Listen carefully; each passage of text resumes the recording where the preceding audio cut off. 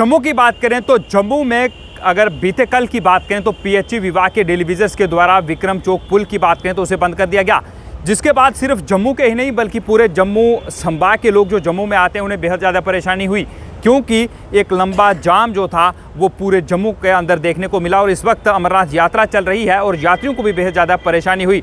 लेकिन जम्मू कश्मीर के लोगों की परेशानी और बढ़ चुकी है, क्योंकि पीएचई विभाग के लोग जो इस वक्त स्ट्राइक पर हैं, जो कि अस्थायी कर्मचारी हैं, वो इस वक्त स्ट्राइक पर चले गए हैं, जिन्हें टेलीविजन के नाम से भी जो है वो लोग जानते हैं। और एक बार फिर तस्वीरें आपको दिखा दें कि पीएचई विभाग के टेलीविजन जो हैं इन्होंने अपनी जो स्ट्राइक है उसे आगे कर दिया है और ये लोग प्रदर्शन कर रहे हैं। और जम्मू के लोगों की जो दिक्कतें हैं वो बढ़ सकती हैं, क्योंकि ये लोग अपनी स्ट्राइक को बढ़ा चुके हैं। कुछ लोगों से यहाँ पर बात भी हम करेंगे कि आखिर क्या इनका कहना है। सर, जिस तरह से अगर बात करें जम्मू की, तो आपने पुल बंद किया, लोग जो थे उन्हें बेहद ज़्यादा परेशानी हुई, खासकर अमरनाथ यात्रा पर जो यात्री आए थे उन्हें परेशानी हुई। कई एम्बुलेंसेज जो थी वो उस जाम में फंसी रही। आखिर इस सब की जिम्मेदारी किसकी है? और आपने स्ट्राइक को आगे बढ़ा दिया है, तो इस तरह की परेशानी लोगों को और होगी, क्योंकि लोग कह रहे हैं कि अब लोगों को पानी नहीं मिल रहा है। सर, अगर लोगों को इस गर्मी के मौसम में पानी नहीं मिलेगा, आप लोग स्ट्राइक पर चले जाएंगे, जिनकी संख्या हज़ारों में है, लाखों में है वो लोग, तो ये जिम्मेदारी किसकी होगी? लोग परेशान हैं इस वक्त। शुक्रिया यूएनटी का।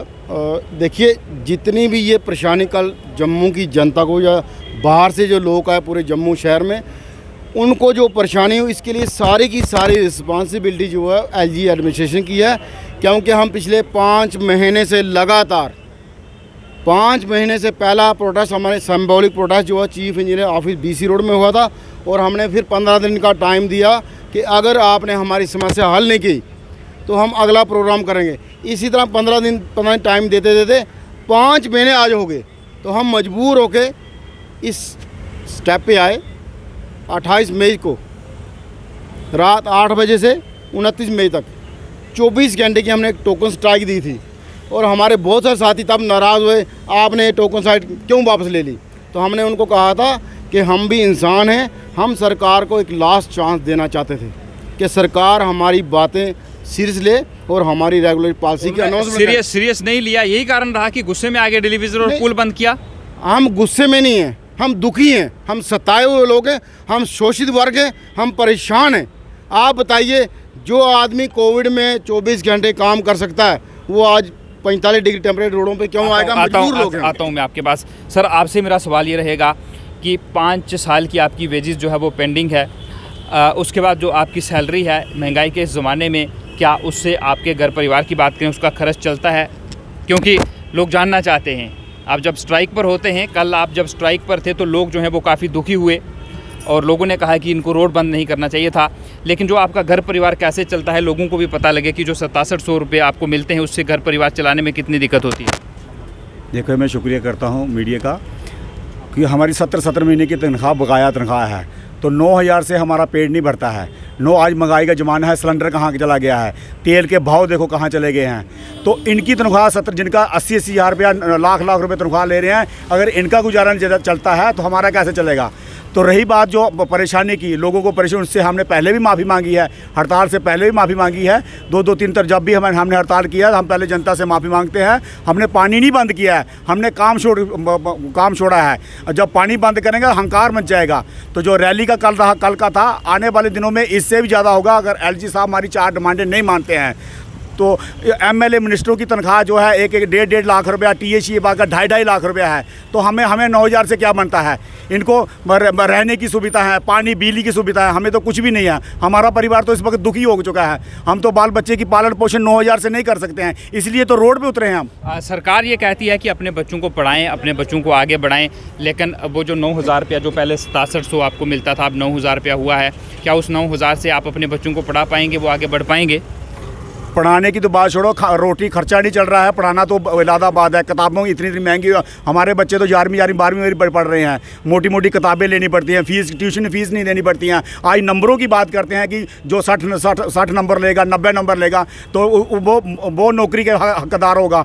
तो हमारे बच्चे कहाँ लेंगे? हम जब ट्यूशन ही नहीं पढ़ा सकते तो नंबर कहाँ से लेंगे? हमारे बच्चों को तो नौकरी, हमको पक्का नहीं कर रहे हैं, हमारे बच्चों को कहाँ नौकरी मिलेगी? बड़ी मुश्किल से गुजारा चल रहा है 9000 से। 9000 तो अभी 2 महीने हुए हैं, पहले 60 रुपया मिलती थी, वो भी कभी कभी कोई दिवाली ईद पे मिलती थी हमें। कुछ और लोग हैं, इनसे भी बात करेंगे। सर, आपसे मेरा सवाल रहेगा, जब कोरोना महामारी का समय था, टेलीविज़न सड़कों पर थे, उस समय जब लोग अपने घरों के अंदर बैठे हुए थे, आप लोग उस वक्त भी अपना काम पूरा करते थे। उस वक्त आपको कोविड वॉरियर कहा गया था, लेकिन जब परमानेंट करने की बात आती है, जब आपकी सैलरी बढ़ाने की बात आती है, तो उस समय आपको भूल दिया जाता है। लेकिन जब सरकार को, विभाग को आपकी ज़रूरत होती है, तो क्या आपको लगता है कि उस वक्त इस्तेमाल कर लिया जाता है? जी, जब ये कोविड का टाइम था, जो भी टेलीविज़न जितने हैं वो सभी फील्ड में काम करते थे। उनको कोई डर नहीं था कि हमें भी होगा, जहाँ हम एक बंदा होगा तो वो घर जाकर पूरी फैमिली उसकी पास भी आएगी। मगर जो हमारे एलजी प्रशासन है, जहाँ के नुमाइंदे हैं, हमारे अफसरान हैं, ये तो घरों में ही बैठे होते थे, तो टेलीविजन फील्ड में काम। सवाल मैं यहाँ पर और जोड़ूंगा। अभी मुझे मेरे सहयोगी ने बताया कि आप जो टैंकर सेवा है पीएचई की, उसके प्रधान भी हैं, तो आप बेहतर तरीके से जानते होंगे कि लोगों को पानी की कितनी ज़रूरत होती है। आप उस कोरोना महामारी में भी लोगों की सेवा किया करते थे। दुख होता है आज जब ये सारी मांगें पूरी नहीं होती, परमानेंट नहीं किया जाता। आप सालों से यहाँ पर काम कर रहे हैं। जी, यहाँ दुख तो होता है। देखो ना कि जहाँ पे भी रेड जोन तारें बिछी हुई थी, तब भी हमें डर था कि जहाँ कोई ना कोई पार्षद होगा, पता नहीं किसी के घर में जाते हैं, वहाँ कौन निकल जाए। फिर हम शाम को जाएंगे तो हमारे बच्चे भी हम मिलते हैं कि हम बैठते हैं साथ में। हमें डर था कि हमें होगा तो हमारी पूरी फैमिली चले जाएगी। तब भी हम काम करते रहे, सारे सेवा देते रहे टैंकरों से। जो फील्ड में हमारा टेलीविजन भाई काम करता है, हम सरकार से यही अपील करना चाहते हैं सर कि हमारा जो मसला है वो हल करें। तो काम तो वैसे भी करते थे, तो तब भी करना है।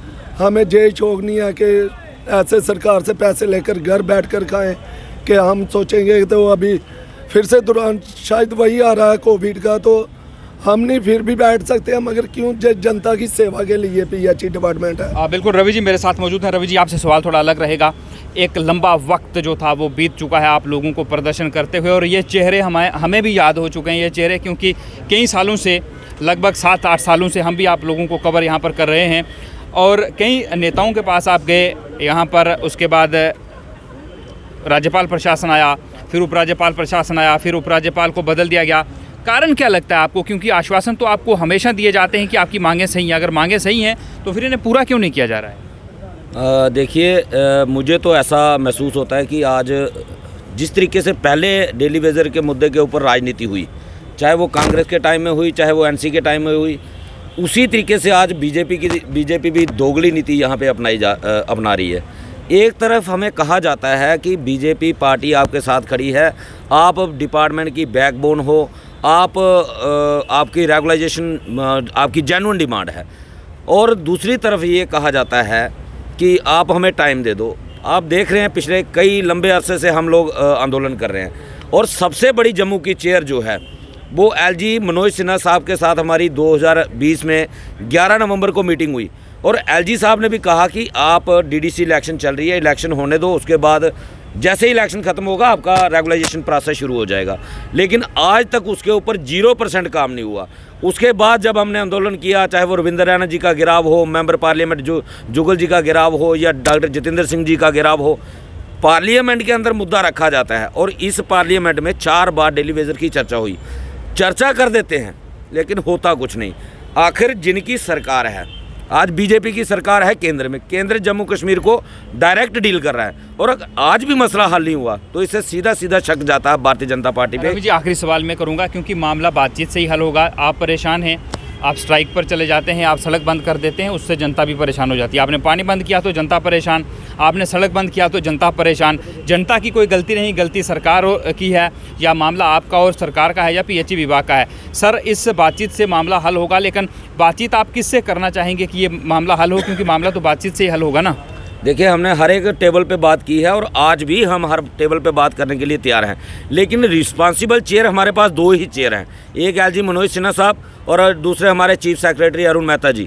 ये 2 लोग हैं जिनके पास पावर है और जिन लोगों को ये डिसीजन लेना है। और अगर इनमें से कोई बातचीत करता है, हम बात करने के लिए तैयार हैं। हम ये नहीं कह रहे कि हमें हाथ पे ही पॉलिसी दे दो, लेकिन हमारे लिए क्या सरकार देना चाहती है, किस तरीके से हमारी रेगुलाइजेशन करना चाहती है। दो SRO बने हुए हैं, SRO 520 है, SRO 64 है। कौन सा SRO इम्प्लीमेंट होगा और किस तरीके से कितने लोगों को किया जाएगा। सरकार अपना रोड मैप क्लियर तो करे, लेकिन आज तक सरकार बिल्कुल खामोश है, जिससे हमें लगता है क्योंकि कहीं ना कहीं भारतीय जनता पार्टी इस मुद्दे को लेके इलेक्शन लड़ना चाहती है। तो मेरा भारतीय जनता पार्टी के नेताओं से भी एक अपील है। आज़ाद साहब ने, जब कांग्रेस के सारे नेता 2008 में आज़ाद साहब के पास गए थे, आज़ाद साहब ये डेली वेजर का इशू है, इसको सॉल्व कर दीजिए, तो आज़ाद साहब ने भी यही कहा था कि आने वाले 6-8 महीने में इलेक्शन होने वाली है, इलेक्शन के समय पे करेंगे तो हमारा वोट बैंक बढ़ेगा। लेकिन वो ना वोट बैंक बढ़ा, ना आज़ाद साहब रहे। कहीं ऐसा ही बीजेपी के साथ ना हो जाए। बीजेपी का तो सत्यानाश होगा, लेकिन हमारा भी बिल्कुल हो जाएगा। इसलिए मेरी बीजेपी के जितने भी तमाम लीडर हैं जम्मू के, उनसे मेरी रिक्वेस्ट है कि दोगली नीति छोड़ दीजिए। केंद्र में आपकी सरकार है, राष्ट्रपति आपके हैं, LG आपके हैं, सबकी पावर आपके पास है। अब इस मसले का जल्दी से जल्द हल निकलवाएं। बिल्कुल, टेलीविज़र्स जो हैं वो साफ कर चुके हैं कि मामला जो है वो उस तरह से हल होगा जब बातचीत होगी, और बातचीत सिर्फ जो है वो LG मनोज सिन्हा की बात करें, या इनके चीफ सेक्रेटरी हैं, उनसे ही बात करके हल होगा, क्योंकि वही लोग जो हैं उनके हाथों में वो चीज़ है जो इनके भविष्य को ठीक कर सकती है, जो इनके लिए पॉलिसी बना सकती है। उससे कम इन्हें मंजूर कुछ भी नहीं है। और अभी काम छोड़ो हड़ताल है, पानी बंद नहीं किया गया है, लेकिन अगर मांगे समय पर हल ना हुई, पानी भी बंद होगा और रास्ते भी बंद होंगे और जनता बेहद ज़्यादा परेशान होगी, और परेशानी सरकार को भी होगी। ये कह रहे हैं कि जल्द से जल्द मांगें पूरी करें, अन्यथा परेशानी लोगों को भी आ सकती है और सरकार को भी आ सकती है, और खासकर नेताओं को उनकी कुर्सियां जा सकती हैं आने वाले चुनावों में। और भारतीय जनता पार्टी के नेताओं पर ये लोग इशारा कर रहे हैं। इस सब को लेकर आपकी क्या राय है? कमेंट बॉक्स खुला है, आप अपनी राय जो है वो ज़रूर रखें। फिलहाल के लिए मुझे रवि शर्मा को दें इजाज़त, मगर आप देखते रहें UNT। नमस्कार।